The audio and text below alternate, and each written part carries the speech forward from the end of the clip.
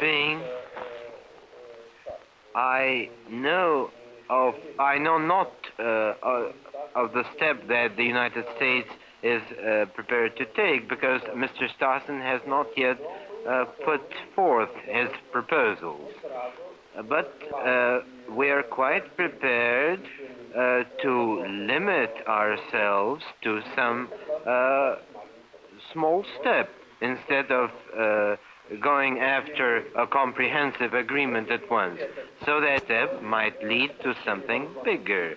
We, for our part, have taken steps to armed forces by 1,800,000 men. If the United Nations once admits that international disputes can be settled by using force, then we will have destroyed the very foundation of the organization and our best hope of establishing a world order.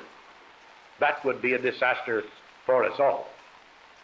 The United Nations must not fail.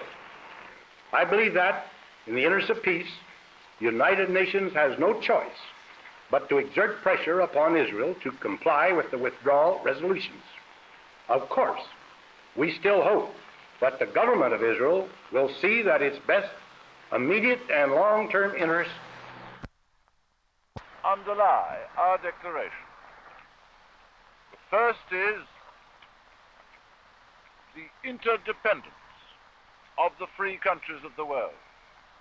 None of us alone can do the job we have to do. But if we work together, it is well within our grasp.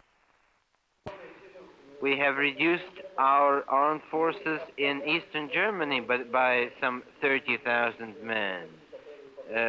We have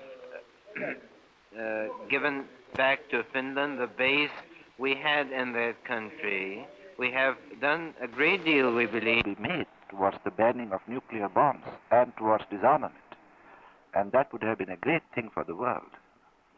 Mr. Ambassador, I think everyone realizes that espionage is a part of every major power's more or less national defense program. Why then was such an incident made over this one particular plane? I shouldn't like officially to say that espionage is part of every country's defense program, but unofficially I think you are right. I agree with you that this incident, which I have always characterized as unfortunate, was a stray incident. And I do not think this incident, or I didn't think that this incident was sufficiently grave to imperil the future of the world, the future of peace, and the future of the summit conference.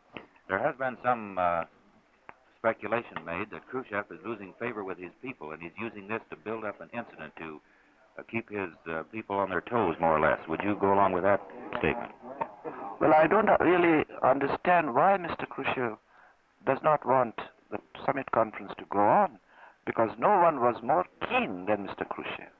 Mr. Khrushchev wanted the summit conference, and he said he wanted to work for peace through the summit conference. Therefore, really, I am rather mystified at any one of the four actors not wanting to go on with the summit conference and trying to achieve some results. Mr. Ambassador, turning to your country, which has a policy of neutrality, is the proximity of Red China to India's borders have anything to do with their policy of neutrality? Well, again, I do not agree with the expression policy of neutrality. We are not neutral. We are deeply committed to all the things that matter in this world. What things matter in this world today? What matters is freedom, democracy, rule of law, individual liberty. On all these matters, we are a committed nation, deeply committed. And we are with